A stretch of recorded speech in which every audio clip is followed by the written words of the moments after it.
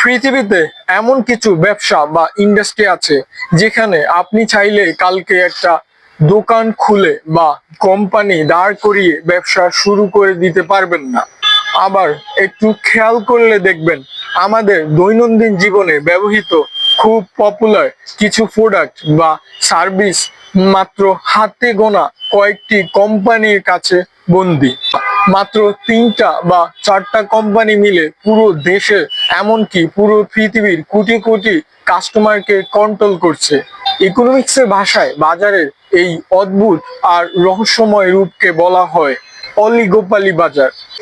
আর এই বাজারেরই ছোট ভাই হলো ডুওপলি, যেখানে পুরো মার্কেট শাসন করে মাত্র দুজন রাজা।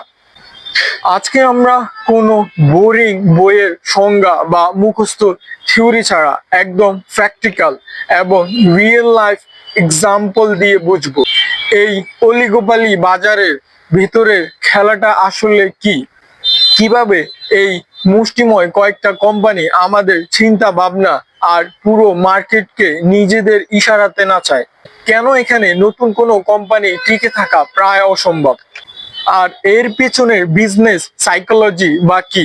আজকে এই আলোচনায় ইকোনমিক্স এবং বিজনেসের স্ট্র্যাটেজি উপর আপনার ধারণা একদম পরিষ্কার করে দেবে, তাই খুব মনোযোগ দিয়ে শুনুন।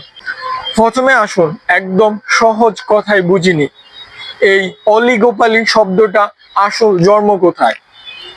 এটি মূলত এসেছে গ্রিক শব্দ অলিক্স এবং ল্যাটিন শব্দ বা গ্রিক শব্দ পলিস থেকে, যেখানে অলিক্স শব্দের অর্থ হলো মুষ্টিময় বা অল্প কয়েকজন, আর পলিস শব্দের অর্থ হলো বিক্রেতা, অর্থাৎ সহজ ভাষায় বলতে গেলে মুষ্টিময় বা অল্প কয়েকজন বিক্রেতার বাজার।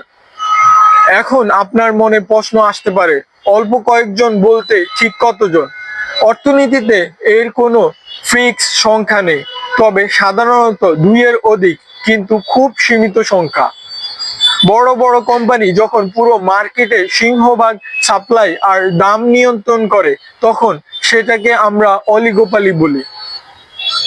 বাস্তব জীবনে কিছু উদাহরণ দিলে আপনার কাছে বিষয়টা একদম ফানির মতো পরিষ্কার হয়ে যাবে। আপনি যে স্মার্টফোন ব্যবহার করছেন সেটার ভিতরে যে মোবাইল অপারেটরের সিম কার্ড লাগানো আছে, একটু চিন্তা করে দেখুন তো আপনার দেশে কয়টা সিম কোম্পানি আছে? মাত্র 3 থেকে 4টি, তাই না? এই যে মোবাইল নেটওয়ার্কের বাজার, এটা হলো একটা ক্লাসিক অলিগোপালি বাজার।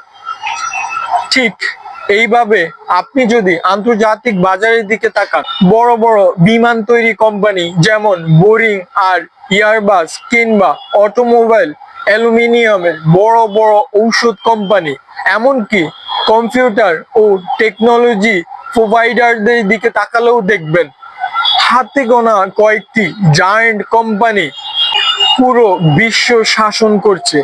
এই অলিগোপালি বাজারের সবচেয়ে বড় এবং সবচেয়ে ইন্টারেস্টিং যে বৈশিষ্ট্য, তাকে ইকোনমিক্সের ভাষায় বলা হয় পারস্পরিক নির্ভরশীলতা। এর মানে হলো এই বাজারে যে অল্প কয়েকজন প্লেয়ার বা বিক্রেতা থাকে তারা কেউ স্বাধীনভাবে কোনো সিদ্ধান্ত নিতে পারে না, তাদের প্রত্যেককে একে অপরের উপর নজর রাখতে হয়। একজন একটা চাল দিলে অন্যজনকে সাথে সাথে সেটার পাল্টা চাল দিতে হয়। একটা খুব প্র্যাকটিক্যাল উদাহরণ দিই, ধরুন বাজারে 3টি বড় টেলিকম কোম্পানি আছে, কোম্পানি এ, কোম্পানি বি এবং কোম্পানি সি। এখন কোম্পানি এ যদি হুট করে তাদের ইন্টারনেটের দাম অর্ধেক কমিয়ে দেয় তাহলে কি হবে? সাথে সাথে কোম্পানি বি আর কোম্পানি সি কাস্টমারদের দল ভেদে কোম্পানি এ তে চলে যাওয়া শুরু করবে। এই ভয়ে কোম্পানি এ দাম কমানো মাত্রই কোম্পানি বি, কোম্পানি সি তাদের ইন্টারনেটের দাম কমিয়ে দিতে বাধ্য হয়। অর্থাৎ এখানে একজন বিক্রেতার নেওয়া যে কোনো সিদ্ধান্ত বাকি প্রতিদ্বন্দ্বীদের উপর সরাসরি এবং তীব্র প্রভাব ফেলে। তারা সব সময় একে অপরের দাম আর উৎপাদনের নীতি খুব সতর্কতার সাথে পর্যবেক্ষণ করে। এবং সেই অনুযায়ী নিজেদের রণকৌশল সাজায়। এর ফলে এদের মধ্যে সব সময় একটা নীরব কিন্তু তীব্র স্নায়ুযুদ্ধ চলতে থাকে। আর এই তীব্র প্রতিযোগিতার কারণেই অলিগোপালি বাজারের আরেকটি বড় জিনিস দেখা যায়, যাকে বলে বিজ্ঞাপন ও বিপণন লড়াই। যেহেতু এরা চাইলেই হুট করে দাম বাড়িয়ে বা কমিয়ে কাস্টমার ধরে রাখতে পারে না, তাই এরা কাস্টমারদের ব্রেন ওয়াশ করার জন্য কোটি কোটি টাকা খরচ করে বিজ্ঞাপনের পিছনে।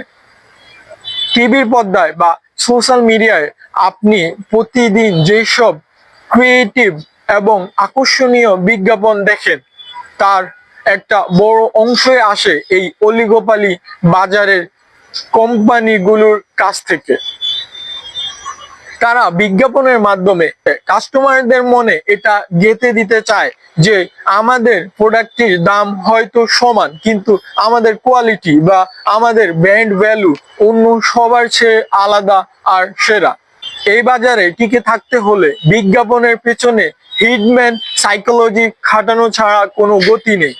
এবার আসুন জেনে নিই এই বাজারের আরেকটি রহস্যময় দিক, যাকে বলে দাম নেতৃত্ব বা প্রাইস লিডারশিপ। অলিগোপালি বাজারে অনেক সময় দেখা যায় সব কোম্পানি আকারে সমান হয় না। এদের মধ্যে এমন একটা কোম্পানি থাকে যা বাকিদের চেয়ে অনেক বড়, যার মার্কেট শেয়ার সবচেয়ে বেশি এবং যার প্রভাব সবচেয়ে তীব্র। তাকে বলা হয় ডমিনেট ফার্ম বা প্রধান কোম্পানি। এই প্রধান কোম্পানিটি যখন বাজারে অবস্থান বুঝে তাদের প্রোডাক্টের দাম বাড়ায় বা কমায়, বাজারে বাকি ছোট ছোট কোম্পানিগুলো কোনো রকম তর্ক বিতর্ক ছাড়াই চোখ বন্ধ করে সেই নতুন দামটাই মেনে নেয় এবং নিজেদের প্রোডাক্টের দামও সেই অনুযায়ী ফিক্সড করে। তারা ভালো করেই জানে এই জায়ান্ট কোম্পানির সাথে দামের যুদ্ধে নামলে তারা টিকতে পারবে না। তাই বড় ভাইয়ের দেখানো পথেই বাকিরা শান্তশিষ্টভাবে হেঁটে চলে। কিন্তু এই অলিগোপালি বাজারেরই একটা চরম রূপ যখন তৈরি হয়, তখন তাকে বলা হয় ডুওপলি বাজার। শব্দটা শুনেই হয়তো বুঝতে পারছেন, ডুও মানেই হচ্ছে দুই, অর্থাৎ যেই বাজারে মাত্র দুই বিক্রেতা বা দুটি কোম্পানি পুরো দ্রব্যের মোট উৎপাদনের যোগান আর দাম 100% নিয়ন্ত্রণ করে, তাকে ডুওপলি বাজার বলে। এর সবচেয়ে পারফেক্ট গ্লোবাল এক্সাম্পল কি জানেন? আমাদের সবার ওয়ালেটে থাকা ক্রেডিট বা ডেবিট কার্ডের দিকে তাকালেই তা দেখতে পাবেন। ভিসা এবং মাস্টার কার্ড পুরো পৃথিবীর ডিজিটাল ট্রানজাকশনের সিংহভাগ কিন্তু এই দুটি জায়ান্টের ইশারায় চলে। কিংবা কোল্ড ড্রিঙ্কসের বাজারে কোকা কোলা আর পেপসির লড়াই কথাই চিন্তা করুন। যদিও বাজারে ছোটখাটো কিছু ব্র্যান্ড থাকে, কিন্তু আসল রাজত্ব আর মূল মার্কেট শেয়ার কিন্তু এই দুইজনেরই। ডুওপলি বাজারে প্রতিযোগিতা আরো তীব্র এবং পার্সোনাল হয়, কারণ এখানে প্রতিপক্ষ মাত্র একজন। সে কি ভাবছে, সে কি স্ট্র্যাটেজি নিচ্ছে, তা 1 মিনিটে প্রেডিক্ট করা যায়। এখন একটা খুব গুরুত্বপূর্ণ প্রশ্ন আসে, এই অলিগোপালি বা ডুওপলি বাজারে নতুন কোনো কোম্পানি কেন সহজে ঢুকতে পারে না? কেন এখানে নতুনদের প্রবেশ করা এতটা কঠিন? একে ইকোনমিক্সের ভাষায় বলা হয় ব্যারিয়ার টু এন্ট্রি বা বাজারে প্রবেশের বাধা। প্রথম বাধা হলো বিশাল অঙ্কের পুঁজি বা ইনভেস্টমেন্ট। আপনি যদি কালকে একটা নতুন মোবাইল নেটওয়ার্ক কোম্পানি দিতে চান, আপনার হাজার হাজার কোটি টাকার টাওয়ার বসাতে হবে, লাইসেন্স কিনতে হবে, যা একজন সাধারণ মানুষের পক্ষে অসম্ভব। দ্বিতীয় বাধা হলো কাস্টমারদের ব্র্যান্ড লয়ালিটি বা অবচেতন মনের বিশ্বাস। মানুষ বছরের পর বছর ধরে যেসব ব্র্যান্ড ব্যবহার করে অভ্যস্ত, হুট করে নতুন কোনো ব্র্যান্ডের উপর তারা ভরসা করতে চায় না। তাই নতুন কোম্পানি কোটি কোটি টাকা খরচ করলেও কাস্টমারদের মন জয় করা তাদের জন্য মস্ত বড় চ্যালেঞ্জ হয়ে দাঁড়ায়। দিন শেষে একটা কথাই বলবো, এই মুষ্টিময় বিক্রেতার বাজারে বা অলিগোপালি কিন্তু আমাদের ইকোনমিক্সের একটা বিশাল বড় চালিকা শক্তি। এরা যেমন একদিকে টেকনোলজি ইনভেস্টমেন্ট নিয়ে আসে, নতুন নতুন সুযোগ তৈরি করে, তেমনি অন্যদিকে এদের অতিরিক্ত প্রভাব মাঝে মধ্যে কাস্টমারদের পছন্দের স্বাধীনতাকে সীমিত করে দেয়।